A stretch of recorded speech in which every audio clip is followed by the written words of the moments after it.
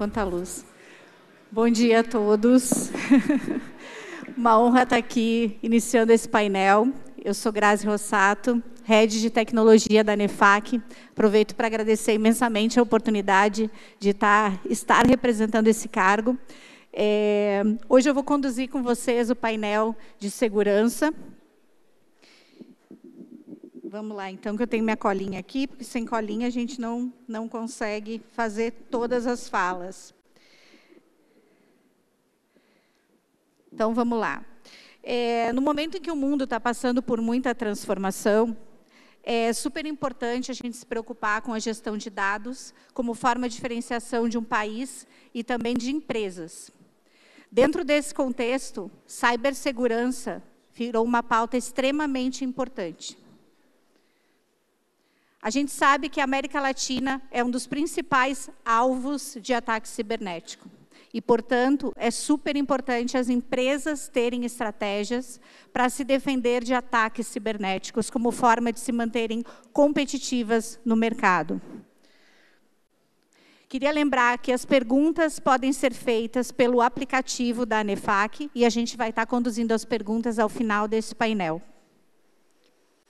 Para falar sobre essa temática, eu gostaria que se juntasse comigo dois grandes profissionais, a qual eu tive uma honra aí de ter um bate-papo inicial e super importante aí para a gente fazer um warm-up para esse painel. Então, queria convidar Demétrio Carrion.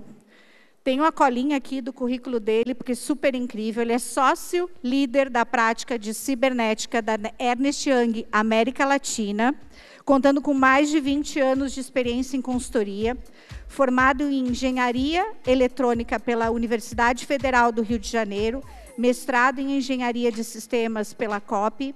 Ao longo de sua carreira, ele liderou projetos em diversas indústrias e destacou-se especialmente no setor de energia e recursos, onde atuou em projetos de grandes clientes multinacionais.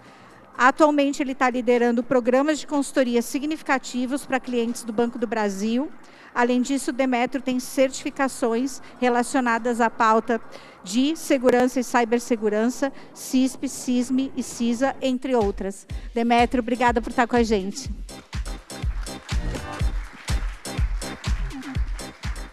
Queria também convidar para se juntar com esse painel, Natal da Silva. Ele é CEO da Stefanini Cyber, mais de 25 anos de experiência, emergiu nos últimos anos como uma das autoridades em cyber, conhecido por sua capacidade de enfrentar desafios complexos e proteger organizações contra ameaças cibernéticas em constante evolução. Apaixonado pela missão de tornar o mundo digital um lugar mais seguro, Natal é um líder visionário e especialista em segurança cibernética, com histórico comprovado na implementação de soluções inovadoras nas áreas de investigação, detecção e respostas a incidentes, inteligência de ameaça e infraestrutura de segurança crítica. Natal, obrigada por estar com a gente hoje.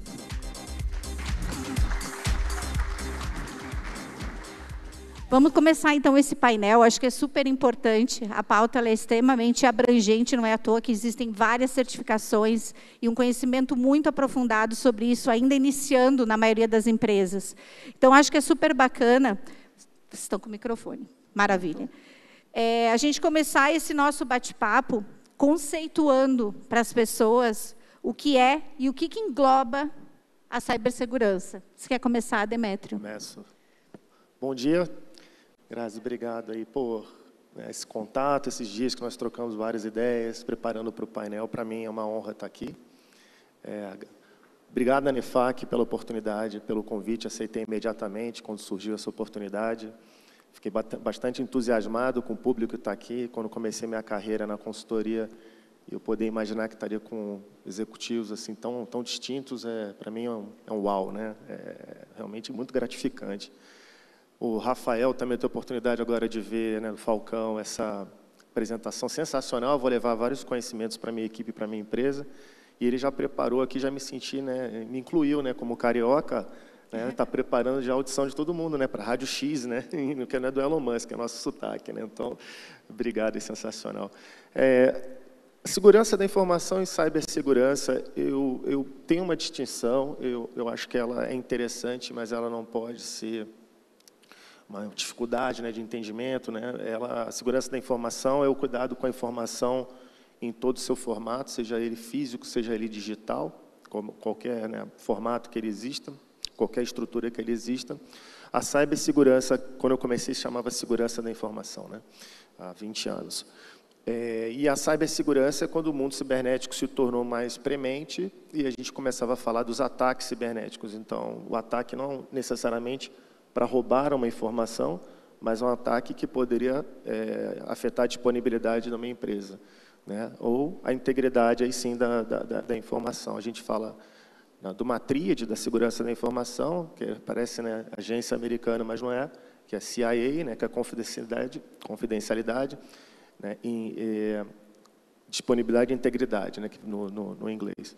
Então, qualquer um desses itens poderiam ser atacados e no mundo cibernético. Mas eu gosto de usar cibersegurança, cibersegurança, cyber de uma maneira intercambiada com segurança da informação. Legal. Quer complementar, Natal? Primeiro, agradecer, né, o convite, estar aqui com vocês no painel, aqui na NEFON. Também, assim, quando recebi o convite, de imediato eu aceitei, pelo público, falar um pouquinho para vocês. Ser um executivo de uma empresa brasileira global é uma coisa muito gratificante, orgulhosa, ver a Stefanini como está e a gente poder colaborar aí com o mercado. Então, primeiro agradecer.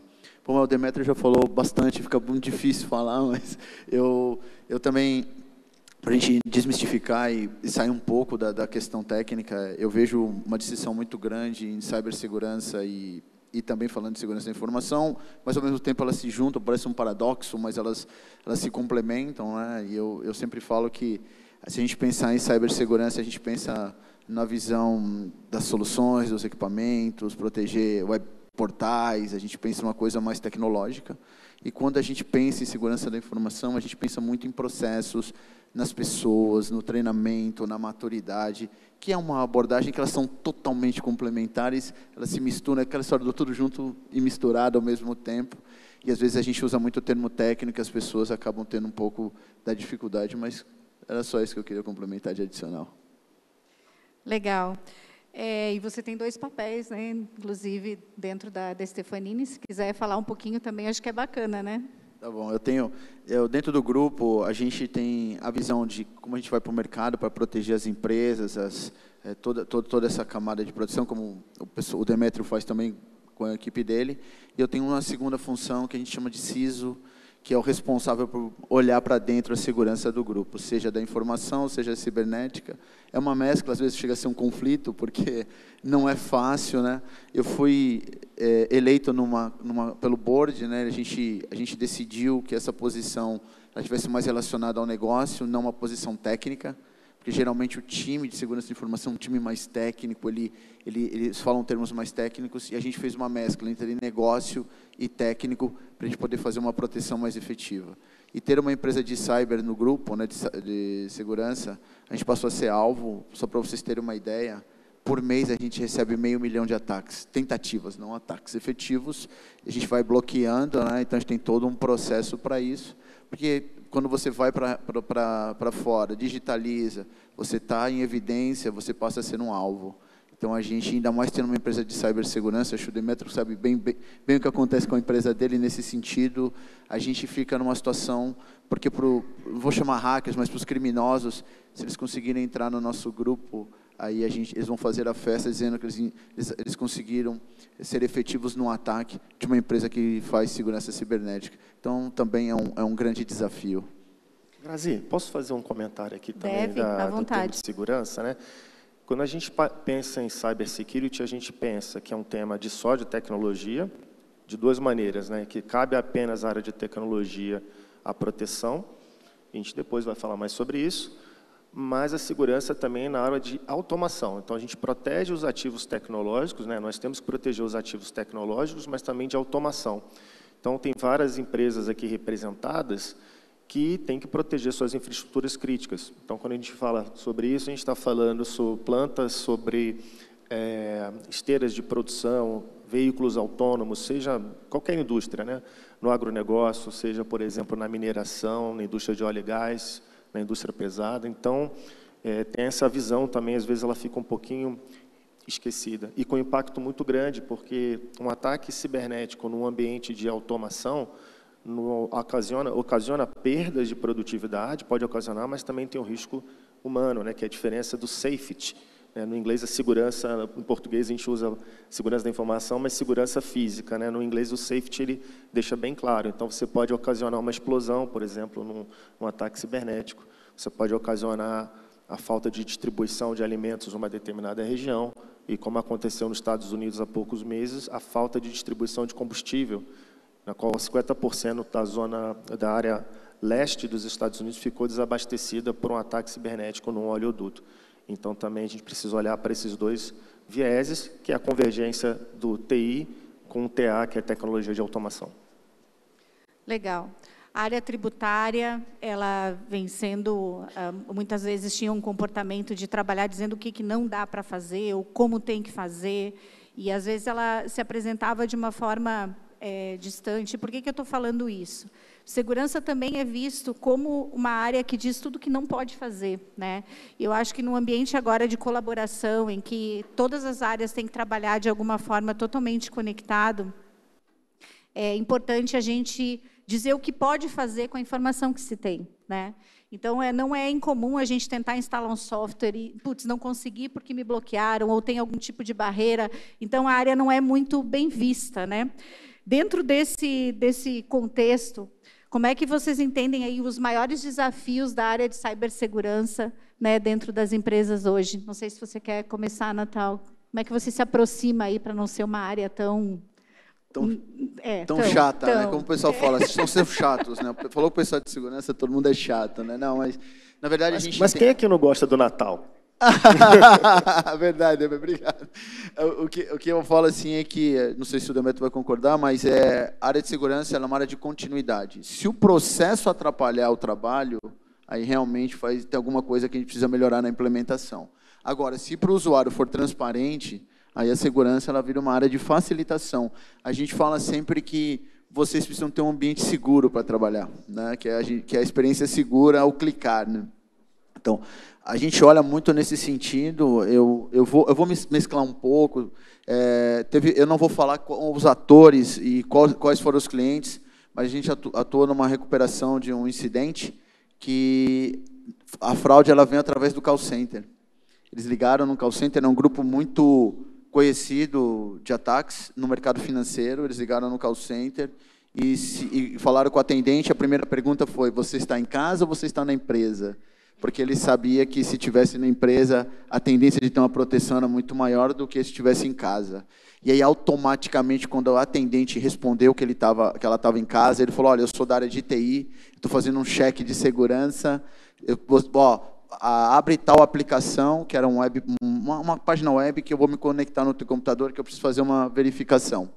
E ele foi, aí começou a orientar ela a instalar várias aplicações, ele foi testando para ver o que dava para instalar, e automaticamente ele ganhou o controle ali. Ele assistiu o atendente durante vários dias, fazendo as suas transações, os seus dias a dias, e depois, com tudo isso, olhando várias coisas, ele foi performar o ataque. Depois a gente pode falar um pouquinho mais, mas só para exemplificar para vocês que, às vezes, a facilitação ela pode virar uma complicação a posteriori. Então, o que a gente olha muito é como o processo de segurança ele pode ser um suporte e também trazer uma experiência segura para os usuários. Legal. Você quer comentar um pouquinho? Eu gosto da analogia que alguns colegas fazem no mercado, que eu acho muito interessante. A gente coloca o freio no carro, não é para que ele ande mais devagar, é para ele andar mais rápido, né? Então, a segurança da informação ela tem que ter o objetivo, claro, e claro, depende também das pessoas, né, do CPF, né, como o Natal trabalha para fora e para dentro. Se ele for a área do não, ele vai ser rejeitado, mas se ele for da área do sim, fazendo desta forma, na verdade, ele está promovendo que o caminho das empresas seja um caminho seguro. Porque o caminho não é sempre reto, né? O caminho tem curvas, então o freio está ali para a gente fazer curvas e também, em determinado momento, poder parar e sair do carro. Primeiro momento, pode ser muito interessante produzir um carro sem o freio, sem o airbag, sem o cinto de segurança. Vai ter um custo mais baixo, mas esse carro não vai andar muito longe, né? ele vai, em algum momento, vai ocasionar um acidente. E o nosso objetivo é justamente esse, é a gente criar formas de se proteger o valor da empresa para que seja perene. A gente fala de empresa sustentável, de processos sustentáveis. E isso se mistura hoje em dia com também ESG, também, né? Quando a gente fala da responsabilidade social das empresas. Então, não basta lançar qualquer produto, porque também o seu produto não é único, é um monopólio.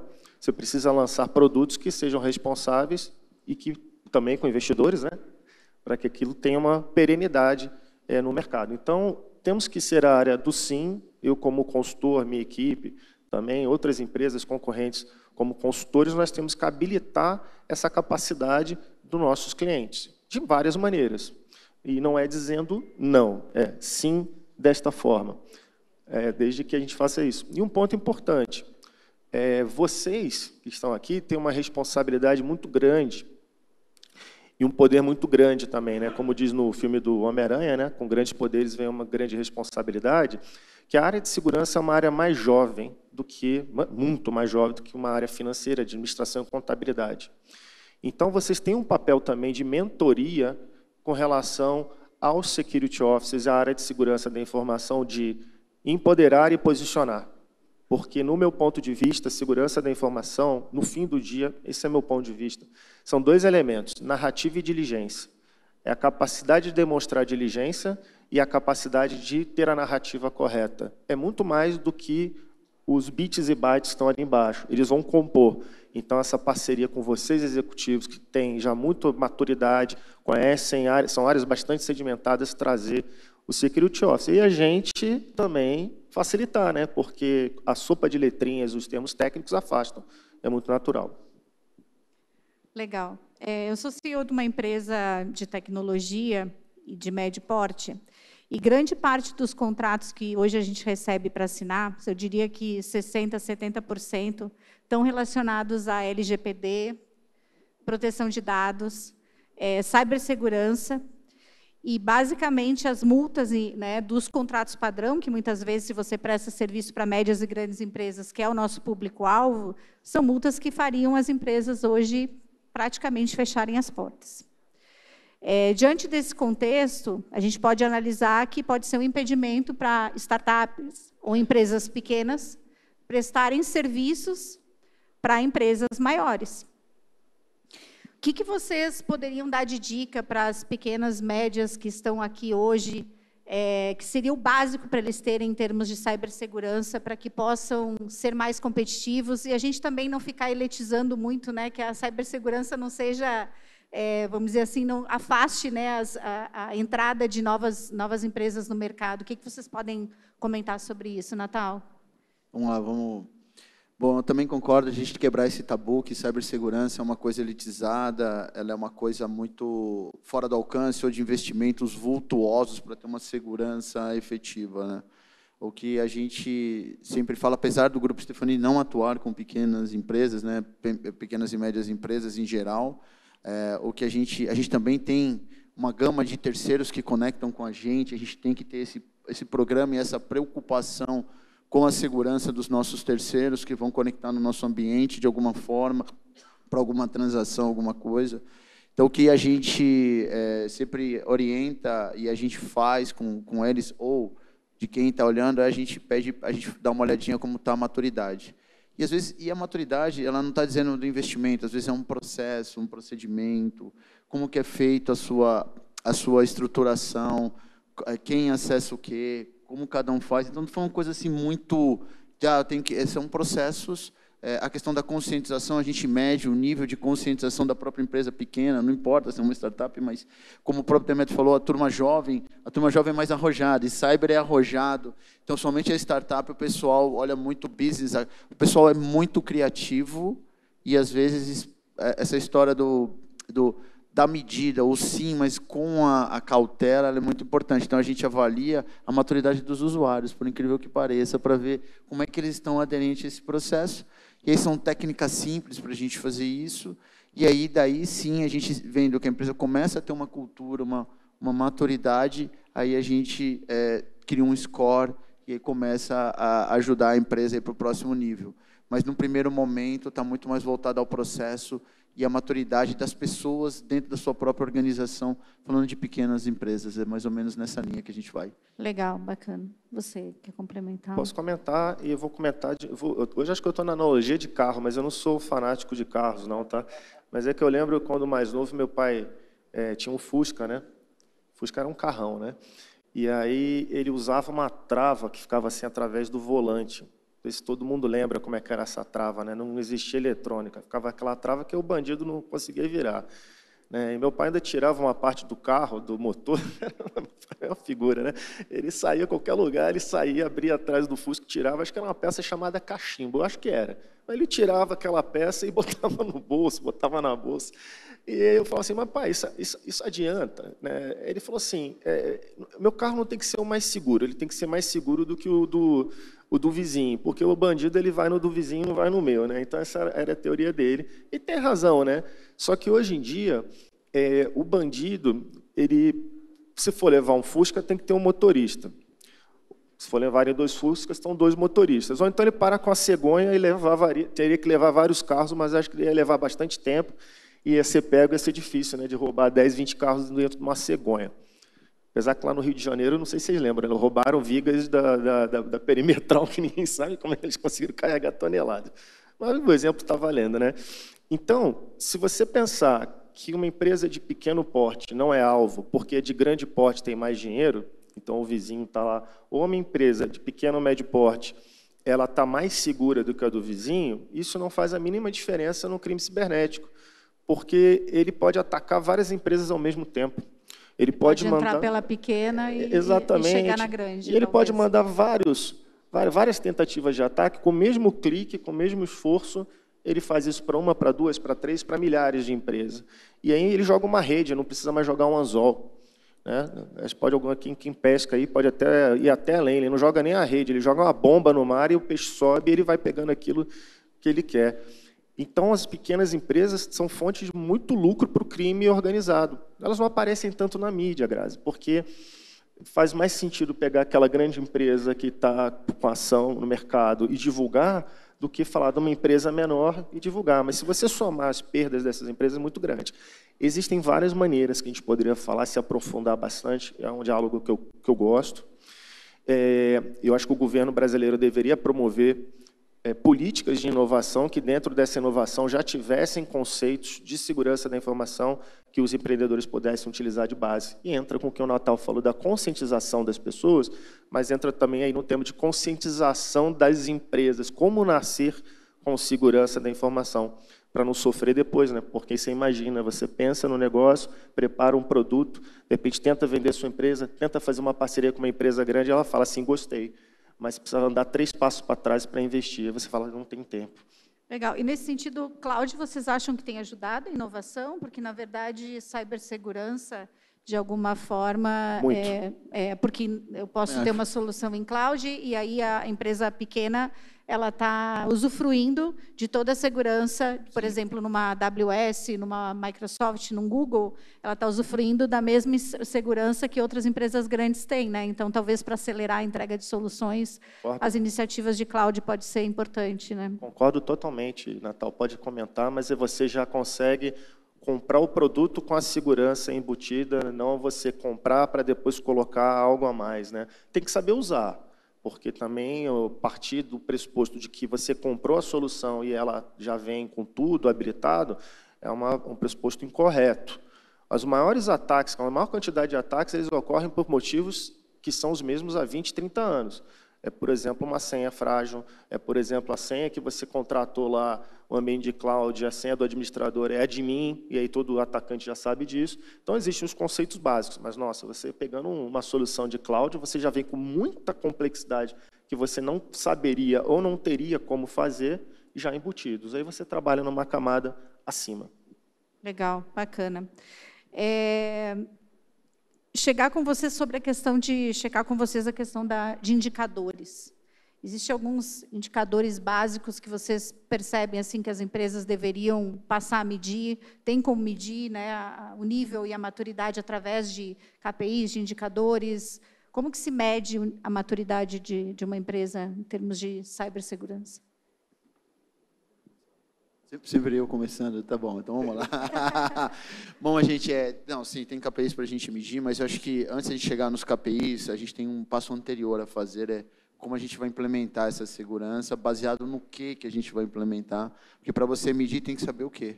Acho que isso existem várias metodologias, mas antes disso, por exemplo, a gente usou o tema da cloud, que ela vem toda protegida, mas se você não souber como uma senha fraca, ou como operar isso, às vezes até no teu contrato, você compra e nem sabe que tem várias coisas que tem várias nuances personalizadas. Então, a gente começa lá do básico, a gente vai lá embaixo, na camada de tecnologia, e a gente tem um frameworkzinho que ele foi criado para explicar as técnicas e táticas de um ataque, que todo mundo conhece no mercado, que chama MITRE, né? Alguns chamam de MITRE, onde ele tem as táticas e técnicas.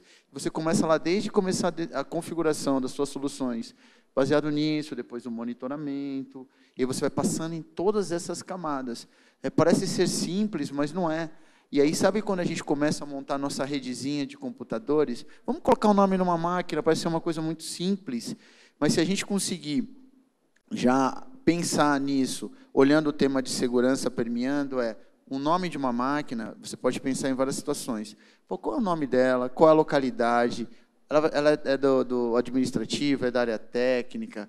Por que disso? Porque você começa a criar a tua base para você pensar lá na frente como você vai medir isso. Porque se acontecer um incidente, você rapidamente identifica.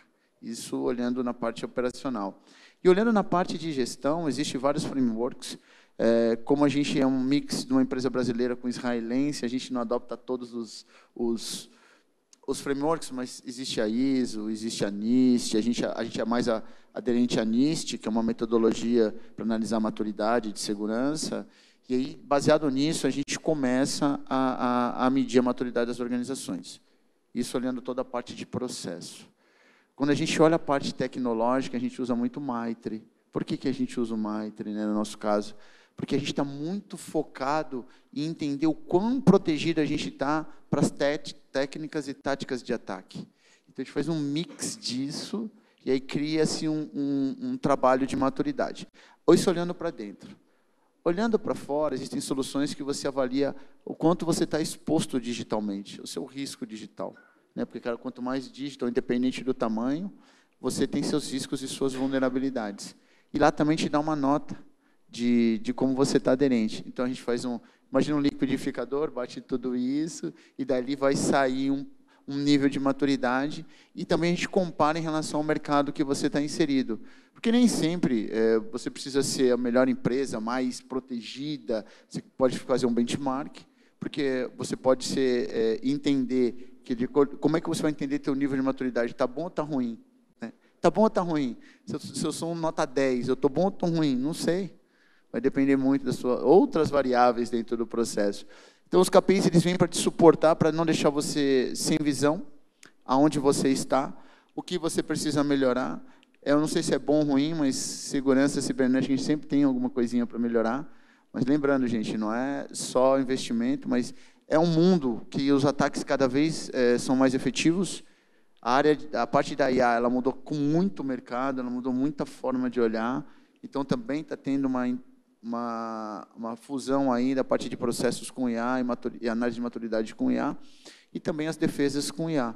Então, é um conjunto de coisas que vai te dar, na minha visão, um panorama que você consegue ter uma análise de como você está. Mas isso é super complexo, meu Deus, e agora? Não, calma. Por isso tem as nossas consultorias, por isso que a gente está aqui, porque a gente, como é uma área mais nova, e a gente tem que deixar vocês focados no negócio de vocês. Vocês olharem para o negócio. A gente está aqui para o quê? Para dar todo esse suporte para que vocês tenham tranquilidade. A gente quer ser assim, vocês fiquem no resort, participem do evento, vão fazer parte das festas e despreocupados com se vai ter um ataque cibernético ou não. Para isso tem um bandozinho de gêniozinho, um grupo jovem olhando, o time olhando a tua maturidade, porque é um mundo muito... A internet é um mundo difícil de controle, para não dizer zero, né? Então, assim, e aí você medir a sua maturidade, à medida que você vai ficando mais maduros, tem que lembrar que o criminoso ele procura oportunidade. O que é oportunidade? Onde está mais fácil. Como o Demetrio bem colocou, quando ele faz a busca dele, não importa se é pequeno, médio, grande, ele vai procurar. E aonde ele achar que está mais fácil, ele vai atacar. Então, os KPIs ele vem para te ajudar a ver o quão você está, sua maturidade, e com outro foco, jogar o custo para o atacante, porque quanto mais preparado você estiver, mais caro para o hacker tentar te acessar. É assim que a gente vê. Esse assunto está muito perto do meu coração, porque eu acho ele muito importante, a questão de métricas. Se a gente tem um plano pessoal de perder peso, a primeira coisa que a gente tem que fazer, eu não vou fazer a pergunta para todos, mas pensem na cabeça, 2 segundos, não é fazer um exame de sangue nem se matricular na academia, é comprar uma balança, que aí você vai pesar e vai começar o seu plano e vai ver quanto você está progredindo no seu plano. E aí, quanto você tem que perder de peso, não é um benchmark de mercado, porque se eu comparar com a empresa do lado e falo que alguém tem 1,90 m e eu tenho 1,76 m, alguns dizem que não, que eu sou mais baixo, mas eu tenho 1,76 m, são requisitos diferentes. E também, se você tem 1,90 m e é um jogador de basquete, e se tem 1,90 m é apenas um profissional, o requerimento de peso é completamente diferente. Então, a gente tem que medir e medir sobre um contexto, dentro de um contexto, porque o peso em cima é um dado. Se eu falo para vocês assim, 30 quilos, 50 quilos, 60 quilos, é bom ou ruim? Isso é apenas um dado, né? Então, você começa a ter mais informação.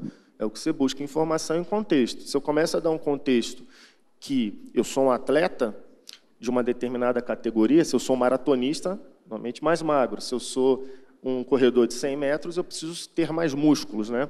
Então, o perfil da empresa é o primeiro ponto. O que a empresa quer alcançar, que é a sua estratégia. A partir daí, você começa a medir aquilo que importa para a empresa. Foi muito comum, e faz parte, né, da evolução da profissão, né? A gente tem que começar de algum lugar. É muito comum você basear, acho que vocês já devem ter visto muito isso, de auditoria interna, auditoria externa, trabalho de segurança, um trabalho que dá uma notinha de maturidade. Sua nota de maturidade, controle de acessos é 3, uma escala de 1 a 5. E aí, onde a gente vai chegar? Vamos chegar em 4. Ah, por quê? Porque 4 parece bom, né? E fica um gosto, né? Eu acho que vale a pena chegar em 4. A nota de maturidade, ela é uma métrica interessante, mas ela não está dentro de um contexto. O contexto maior é o risco da empresa e sua estratégia. Se o risco da empresa é maior no seu ambiente de automação, eu preciso ter mais maturidade naqueles controles de automação. De repente, não preciso ter tanta maturidade no ambiente de e-commerce, porque a minha empresa não trabalha com e-commerce. Então, duvidem muito quando vocês receberem apenas notas relacionadas à maturidade, porque não é o mais importante. Você não precisa ser o mais maduro em tudo aquilo, mas aquilo ser colocado em contexto com relação ao risco, impacto, probabilidade, relevância e por aí vai. E outras métricas, aí sim, que começam a dar contexto. Tem métricas que são apenas que confundem. Se a gente falar que recebo 100 milhões de ataques por dia e acabou, e você diz assim, hoje eu recebo 100 milhões é um número alto ou baixo, isso não faz a mínima diferença. Quantos deles tiveram sucesso? Quantos desses ocasionaram uma determinada perda? Quantos desses eu consegui responder com uma determinada velocidade? E aí sim se basear em boas práticas de mercado para começar a falar se é muito ou se é pouco, porque 100% não vai ter. Então, eu gosto demais do tema de métrica, porque alguma falha vai acontecer, mas a partir daí você consegue saber se está fazendo uma coisa bem feita. Eu vou dar mais um exemplo aqui de um cliente que estava com pouco dinheiro, e ele falou assim, nossa, queria muito fazer um trabalho aqui de análise de maturidade, mas não está dando. Aí eu fiz uma proposta para ele, vamos fazer o contrário? Em vez de eu perguntar para o profissional do seu time como é que está o controle de acesso, ele fala, não, tenho senha, tenho um sistema de gestão de acesso, provisiono, deprovisiono, e entro com uma senha, e com essa senha eu já entro em todos os lugares, tecnicamente a gente chama de single sign-on, que é assim, né? Entrou uma vez com a senha, tem acesso a tudo. A gente faz o contrário, vou fazer as métricas. Vamos pegar as métricas de acesso? Vamos pegar quantos usuários ligados em ambiente de produção, quantos resets de senha. Porque a partir do momento que eu tiro essa métrica e essa métrica está baixa, o processo está ruim. Então, às vezes, até elimina aquela questão de ser ludibriado. Né? Não, está muito bom, a gente faz tudo bem, olha aqui. Então, de partir da métrica é uma maneira também muito interessante de fazer já uma análise de capacidade dentro da organização. Então, esse trabalho foi muito legal, foi muito bacana. Legal, dados, contexto, plano de ação, análise, legal. Vocês trabalham com a venda de tecnologia, consultoria, né, relacionado à cibersegurança, e a gente geralmente tende a esperar o alarme tocar às 2h, né, brincando aqui, para poder fazer alguma coisa, né? Como é que vocês percebem a adesão dentro das empresas? Mais no amor, na dor, baseado numa legislação que obriga? O que vocês estão percebendo mais como fornecedores de tecnologia e consultoria? Bom, tirando o alarme que tocou 2h20 da manhã, né? Tá tudo bem, né? Foi tudo tranquilo. Não tinha nenhum incêndio. Você está nos dois lados, né? Então, por um lado, como o consultor vai dizer que é baixo, como o CISO vai dizer que está bom. Tá bom.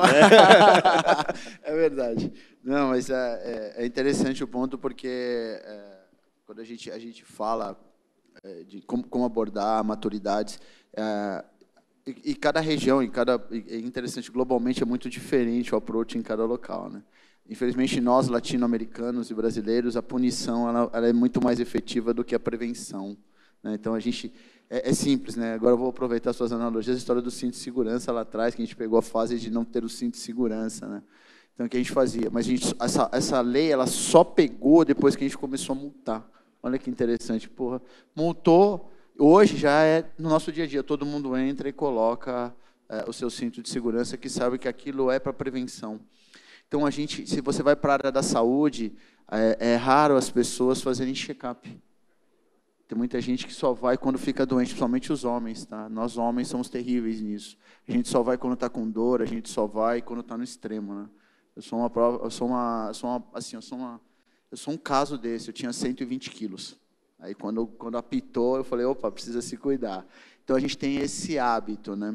E no mercado o comportamento não é tão diferente não para muita gente ainda, né? Falando de segurança cibernética. Então às vezes, infelizmente é na dor. O que é a dor? Quando recebe um ataque. Aí provavelmente o Demetrio, a equipe dele, como a nossa, recebe uma ligação. Meu Deus, me ajuda. Chegou aqui um ataque, está tudo parado, não consigo fazer nada. É o chaveiro quando a gente está fora de casa, né? Aí a consultoria liga, que é melhor de cobrar, porque o cara está desesperado, né? E é legal, né, Demetrio, que toca às 2h, né? Que nem tocou aqui, né? Geralmente toca nesse horário para a gente. Aí, olha, gente, ferrou, tal, ajuda a gente aí. Então... infelizmente, aqui a nossa cultura é muito ou depois que aconteceu, ou uma punição, por isso que vem a Lei Geral de Proteção de Dados, tem a nossa Agência Nacional. Então, tem muita gente que, infelizmente, atua dessa forma. Já tem um outro lado, tem a turma que já aprendeu um pouco, aqueles que já sofreram também um pouco. Tem milhões de ataques aí que já aconteceram. E o legal, tem gente que aprende com o erro do concorrente. Ele fala, opa, meu concorrente foi atacado, eu estou no mercado de varejo, que nem tem muitos que estão aqui, uma Black Friday, né? Olha, imagina que legal você numa Black Friday, lá no varejo, e com um alto índice de faturamento, e de repente, pum, para tudo. Né? Então, aí, o que a gente sempre vê é que o mercado ele vem mudando. Os ataques cibernéticos aconteceram com muito mais frequência, muito mais efetivos, virou um assunto de conselho, antes não era. Hoje tem até estudos, se você faz um mestrado ou MBA voltado a conselheiros com foco em segurança cibernética, porque o assunto ficou muito realmente relevante, porque segurança cibernética não é suporte, como era visto antigamente, é de continuidade de negócio. Então, a gente vem no mercado trabalhando, olhando nesse sentido, são diferentes níveis de maturidade, são diferentes visões, e a gente vem em contra de tudo quanto é coisa, né? Todos os tipos, todas as formas. Às vezes todo mundo fala, tem um modismo, vamos fazer monitoramento. Aí todo mundo sai correndo atrás para fazer monitoramento. Aquilo que o Demetrio falou, é que nem um KPI. Cara, será que isso realmente é efetivo para você nesse momento? Será que essa maturidade que você tem, o monitoramento vai te resolver? Não. Não existe bala de prata em cibersegurança. Quem achar que uma ação vai resolver, não vai. Então, a gente vem enfrentando esses desafios e trabalhando com todos aí para melhorar isso, as empresas, independente do tamanho, tá, gente? Porque está muito na visão de quem está liderando. Então, vocês como líderes, grandes influenciadores, avaliar E, assim, e sempre perceber como é que está o teu mercado dentro do teu contexto. Se seu vizinho foi atacado, qual foi o dano? Eu acho que teve um ataque grande no varejo, que todo mundo soube, né, que, infelizmente, que saiu na mídia, que foi das lojas americanas, né, que a perda foi muito grande, então eles tiveram uma perda financeira muito grande, mas a perda financeira é um item. E a imagem, a reputação, o dano disso. Aí, quem mais cresceu com esse ataque? Os seus concorrentes. Né? Aconteceu ao contrário, um Mercado Livre, um Amazon, outros, todo mundo, opa, esse ambiente aqui não é seguro, eu não compro mais. Até você recuperar esse processo. Então, a gente que está no lado tecnológico, lado de processos como consultoria, a gente vai se encaixando de acordo com determinado tipo de situação. É como um quebra-cabeça. O que a gente fala é, a gente cocria juntos, né? Então, não tem uma fórmula mágica. Marcos Rosa, quem é? Legal. Eu vou fazer um mix aqui com as perguntas que estão chegando, tem muita pergunta chegando para... Claro, fica à vontade. A gente falou do amor, da conscientização, eu quero falar da dor, que também é importante. Tem um artigo de ecologia, se eu não estou enganado, dos anos 60, chama The Tragedy of Commons. E esse artigo fala, ele dá um exemplo que se a gente tem, numa determinada comunidade, um pasto, e você tem ovelhas, nós três aqui temos ovelhas, e dependemos daquela ovelha para consumo próprio ou para poder ter o superávit e ganhar dinheiro, aquele pasto eu vou tentar usar ele o máximo possível, assim como a Grazi, assim como o Natal. E o que vai acontecer é que se não tiver um moderador, aquele pasto vai ser consumido numa velocidade talvez até desnecessária para que eu economicamente tenha minha subsistência e meu superávit. E assim a gente vai consumir cada vez mais. O exemplo mais recente com relação a isso foi o fetiche das pessoas na compra de papel higiênico durante o início da pandemia. As pessoas compraram o papel higiênico porque virou um fetiche, e aquele papel higiênico, não creio que elas usaram muito, talvez só para enxugar os olhos e chorar porque gastou mais dinheiro do que o necessário. Então, você, quando tem uma falta de um moderador em situações como essas, causa um problema. Então, isso se reflete, por isso que a gente tem legislações como a Lei Geral de Proteção de Dados, a SEC, com outras legislações, porque se eu tenho uma empresa que tem um domínio de mercado, 2 empresas, 3 empresas, e elas não têm um freio com relação a, por exemplo, a privacidade, para que eu vou investir em temas de privacidade se não existe um poder moderador, e por isso vem a legislação. Isso faz parte dos incentivos econômicos das pessoas e das empresas.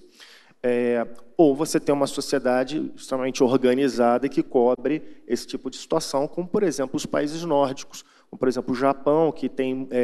os japoneses divulgam muito menos informações pessoais do que os brasileiros. No estudo antigo, o japonês, 1% dos funcionários respondiam um e-mail malicioso, em testes de phishing, que você envia um e-mail malicioso. Já no Brasil, na época, era em torno de 20%. Então, você tem uma questão social, uma construção social diferente que permite isso. Mas, em geral, se uma empresa japonesa, uma empresa chinesa, uma empresa brasileira não estão balizadas por um poder moderador, e isso não tem um impacto reputacional que as pessoas vão reagir, eu vou baixar meu custo.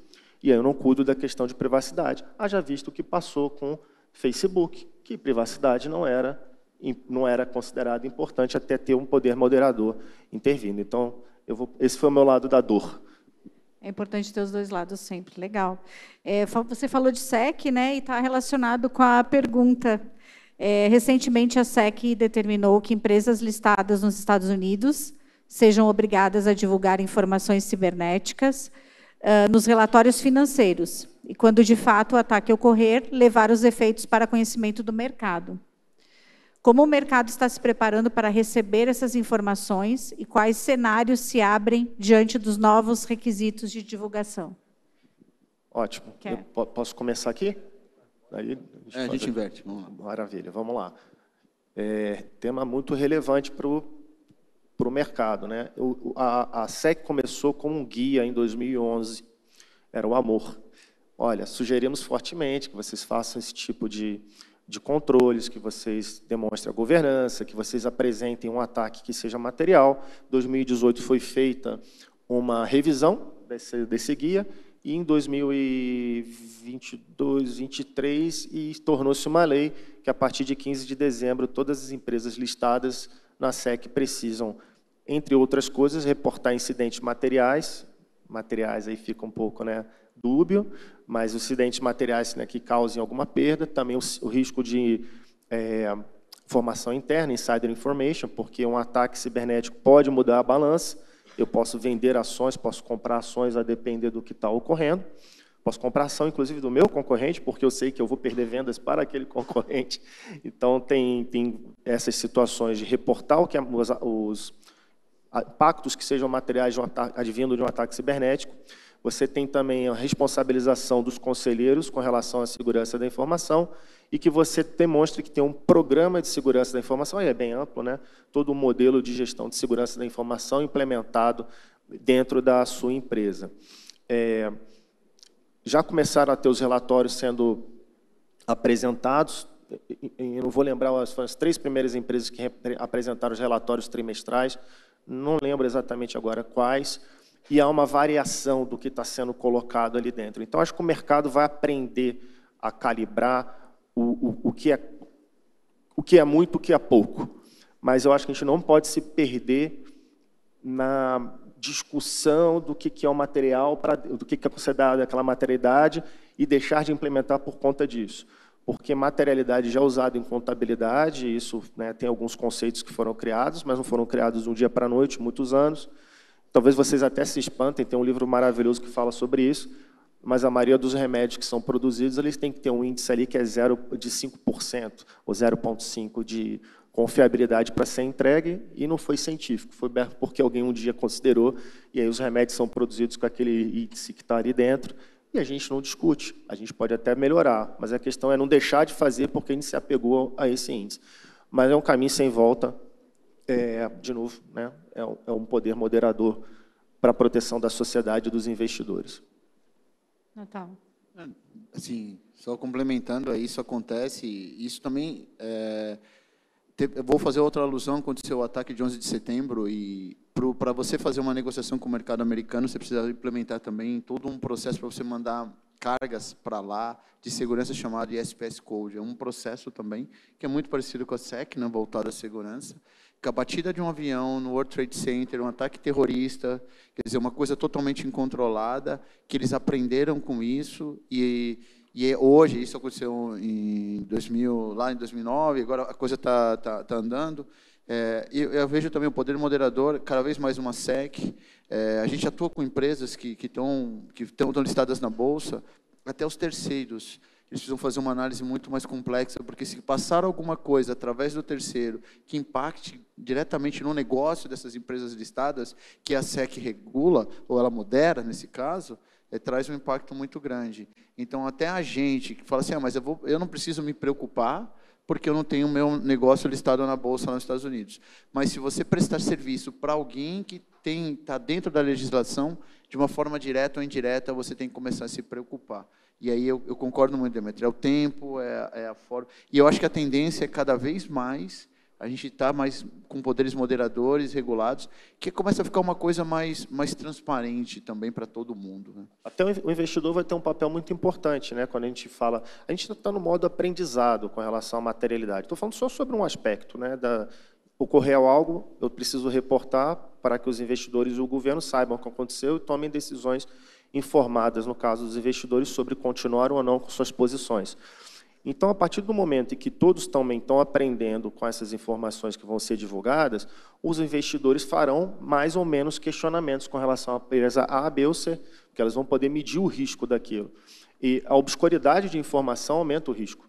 E se você tem mais informação com relação ao concorrente, talvez você sinta mais à vontade de investir num concorrente, que porventura tem um crescimento menor, mas é um crescimento muito mais saudável, porque você sabe o que está sendo feito e pode cobrar melhorias, porque sabe em que pé está aquela empresa. Então, também acredito muito nisso, no investidor, né, na mão invisível do mercado, também fazendo esses questionamentos e calibrando as divulgações dos relatórios da SEC. O pessoal vou conectar aqui com a pergunta da Elaine. Ela falou se vocês acham também que, como a SEC, a CVM também vai fazer algo parecido. O que vocês pensam sobre isso? Eu acredito que sim, não tem inside information. Já existem alguns requerimentos, mas não tão estabelecidos e com penalidades e com todas as consequências como tem a SEC. Os Estados Unidos, normalmente, ele é precursor, a Europa também, Europa em privacidade, né? É que lá eles também levam muito mais a sério, né? A questão do poder moderador. Então, vê a história do exemplo, né? Que nós estamos falando. Independente de quem está liderando, mas na frente. Isso vai fazer com que mude a forma dos negócios e o investimento fique mais protegido e mais seguro. Nessa linha, e tem muito mais. E vai vir também da IA. Né? A gente não falou, mas tem justamente sobre isso. A gente está com várias perguntas aqui sobre inteligência artificial. Eu vou tentar conectar todas elas aqui. Está se falando, então, sobre Luiz Tadeu, né? Em tempos de AI, com algoritmos cada vez mais inteligentes, como como identificar e prevenir ataques, utilizando inteligência artificial. Aí eu vou botar todas as perguntas, a gente fala de uma vez só, né?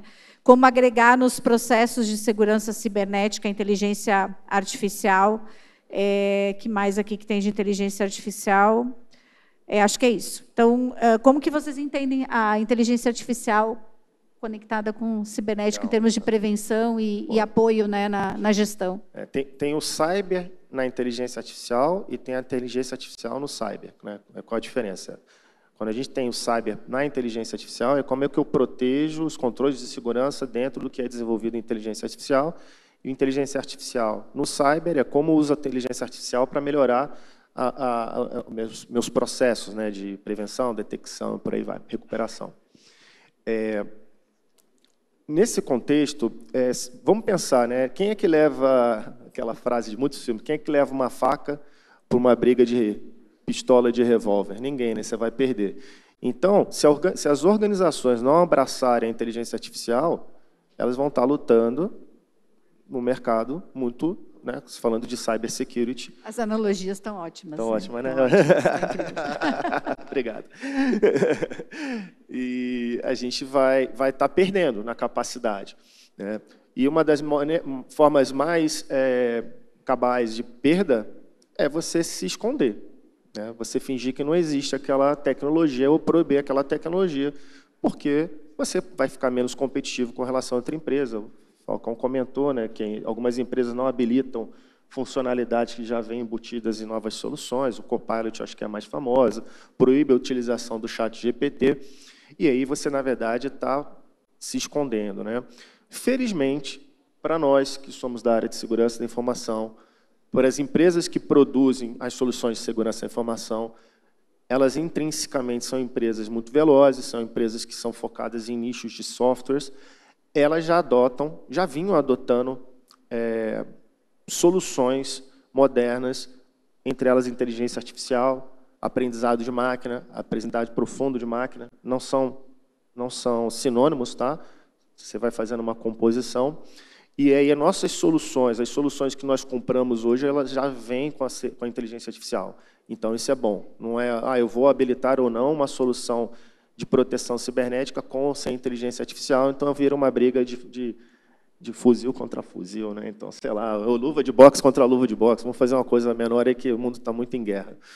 Então, esse é um ponto positivo. Mas existe o fator, acho que, Natal, você pode até, né, que você teve, quando sua fala antes, né, que se você não demonstra para os funcionários da sua empresa o uso da inteligência artificial de uma maneira responsável, transparente, o erro no ser humano vai ser, de novo, o elo mais frágil. Então, não adianta só implementar a tecnologia, mas disseminar de uma maneira responsável. Então, eu estou meio que dando uma de entrevistador, mas acho que é uma linha bacana que conecta com outra fala sua. Não, sem problema, mas assim, e eu vou trazer um outro ponto complementar que o Demetrio trouxe, primeiro, em cyber, IA não é novo. Isso é muito importante a gente falar aqui. Porque a IA ela tem uma evolução também. É como teve a parte de celulares, então o 4G conectou a gente aí na rede, todo mundo com seu smartphone e tal. O 5G conecta as coisas, né? E a IA não é diferente. O que a gente chama de chat GPT, uns chamam de BARD, que é o LLM, conectou as pessoas, deixou com que pessoas que não tivessem conhecimento técnico atuar com a tecnologia, fazendo através de perguntas e análise de contextos. Então, isso começa a democratizar. Obviamente, a IA é um conjunto de coisas, como o Demetrio bem colocou, tem a questão de aprendizagem de máquina, tem outros tipos de coisa que aí a gente pode chamar, começa lá, quando a gente, lá atrás, os robozinhos de repetição de atividades, os famosos RPAs, você vem tratando isso ao longo do tempo. Eu posso dizer para vocês, eu vou falar de um caso prático, que acho que fica mais materializado. A gente usa, hoje, o nosso sistema de monitoramento no Grupo Stefanini, ele é todo baseado em IA. A gente implementou isso em fevereiro do ano, estamos em 2024, 2023, quando todo mundo começou o advento, porque a gente já tinha, o grupo tem uma empresa especializada em IA há mais de 12 anos. Então, o que a gente fez? A gente tinha, qual que era o nosso cenário? A gente tem 36 empresas, 38 mil funcionários no mundo, atuando em diversos mercados, financeiro, indústria, cyber e tal, e a gente centralizou toda a proteção cibernética do grupo em São Paulo, no Brasil. Tá? Então, qual que era o desafio? Crescimento, porque o volume de ataques ele aumentaram exponencialmente, tentativas, não estou falando agora qualificado, só uma parte quantificada para vocês entenderem. E um analista de SOC, que é o cara que faz análise do incidente, leva de 20 a 30 minutos para entender se aquilo é um ataque, se é um potencial risco ou não. Agora, você imagina se ter que fazer isso com 500 milhões de alertas no mês. É impossível. É impossível. Fica extremamente impossível. Então, a gente foi forçado a pensar em IA de uma forma mais proativa. Quando chegou, o que a gente fez? A gente implementou esse módulo de IA para fazer defesa, no primeiro momento. Defesa. Simplesmente avaliar. Por quê? Isso é igual uma mineração. Quando você vai procurar o ouro, você pega lá 1 tonelada de minérios para você achar 1 grama de ouro.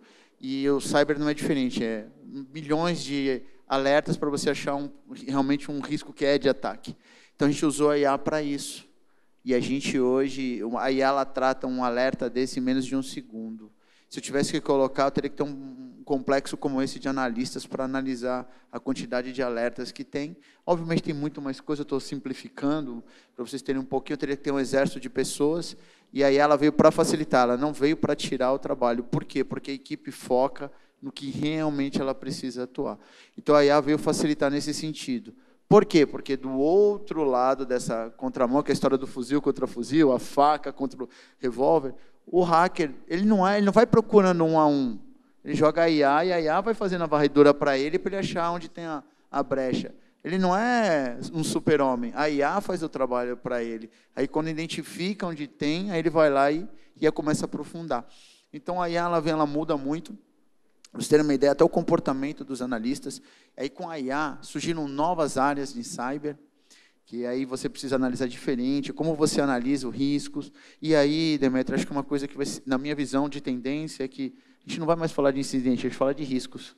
Acabou a história de, porque o incidente não. O quanto esse alerta te expõe a risco, porque vai mudar os métodos tradicionais. Já vem mudando. Porque, às vezes, pode ser um risco baixíssimo e você não precisa ter toda uma ação tão efetiva. E, às vezes, o que parece ser tão inofensivo é um risco tão alto. Né? E vou dar um exemplo. Uma senha que o hacker teve acesso. Se ela for uma senha de um usuário que não tem privilégio nenhum, o risco é baixo. Mas se ela for uma senha de uma pessoa que tem um privilégio alto, que ele tem acesso a várias coisas, passa a ser um problema altíssimo. Né? E as técnicas cada vez vão melhorando. E aí ela traz isso. Muda totalmente a forma de ataque, muda totalmente a forma de comportamento.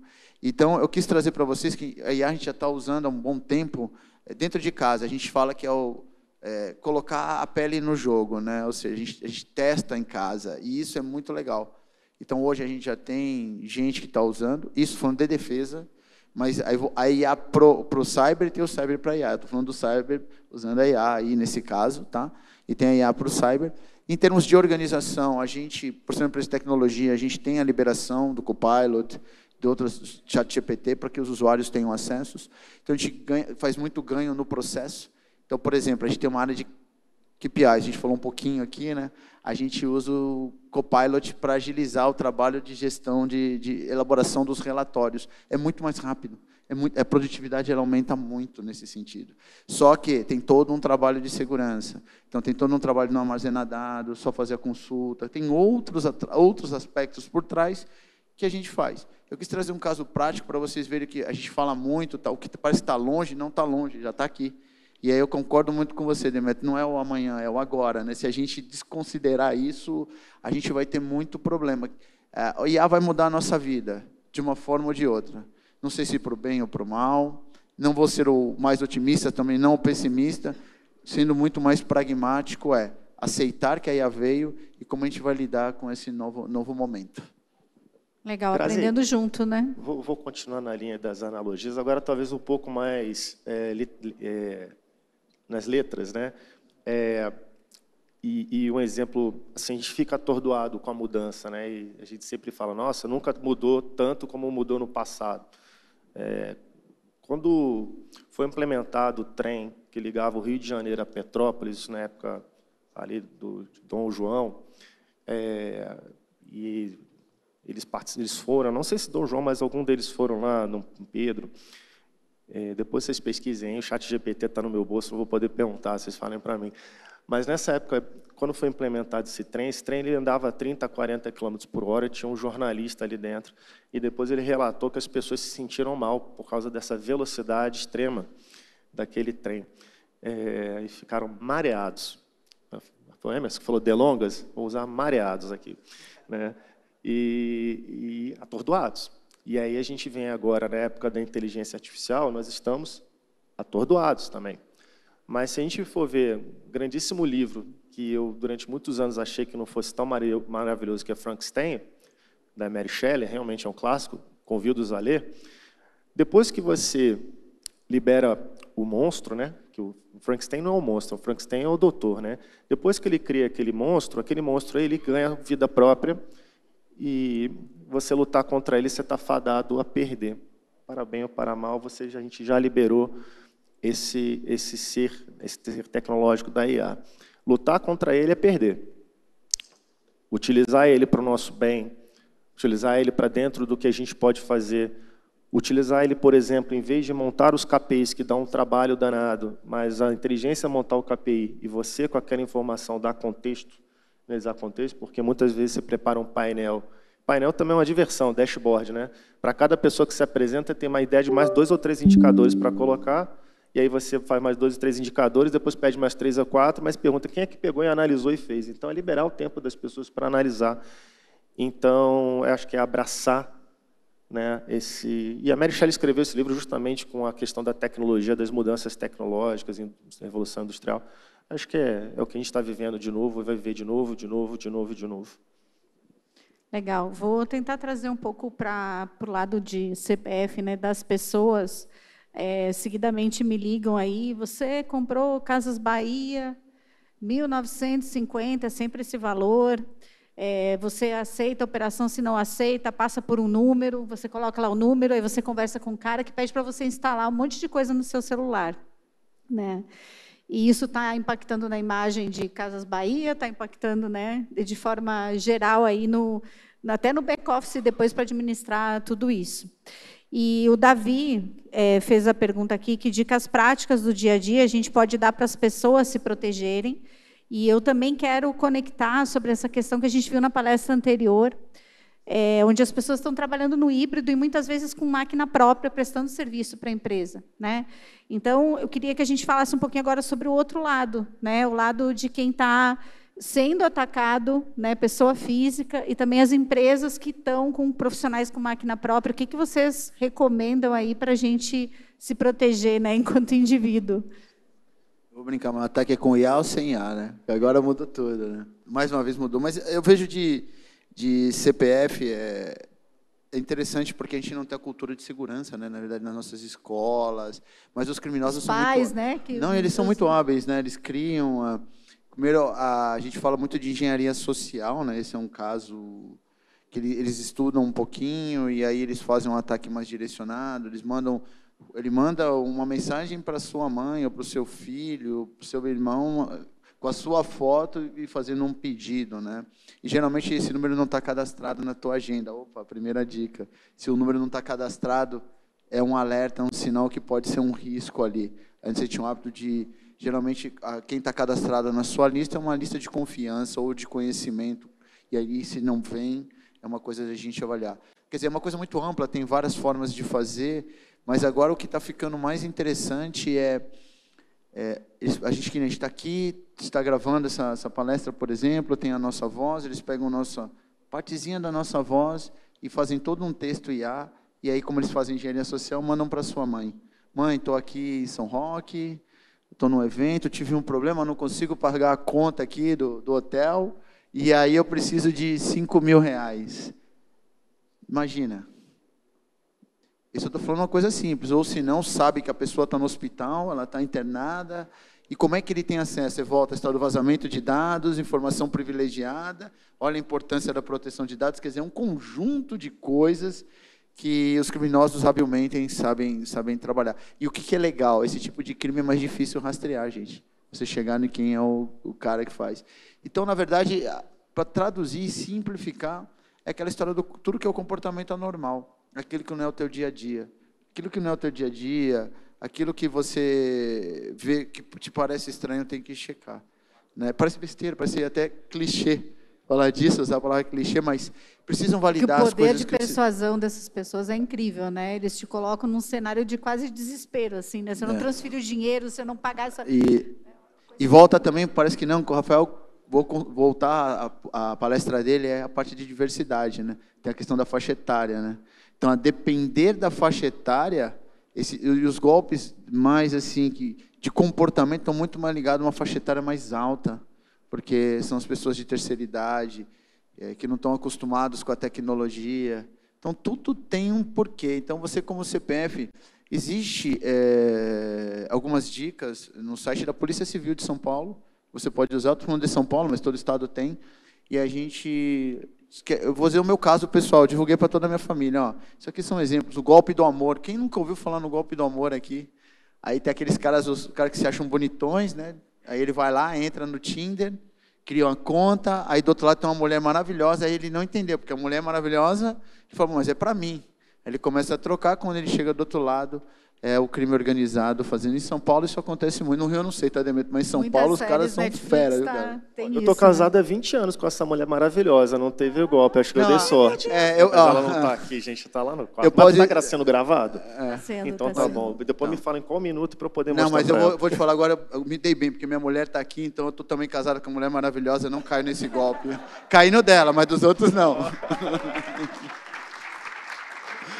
Então, gente, esse comportamento anormal, então, é a engenharia social, Demetrio, vou deixar, porque tem muita coisa para falar disso, eu sou apaixonado por isso, que um dos meus backgrounds é a área de investigação, então, eu acho isso muito legal, né? Então, nós como CPF, eu vou fazer uma alusão com Israel, para vocês terem uma ideia, a área de cibersegurança, ela vem no currículo escolar, né?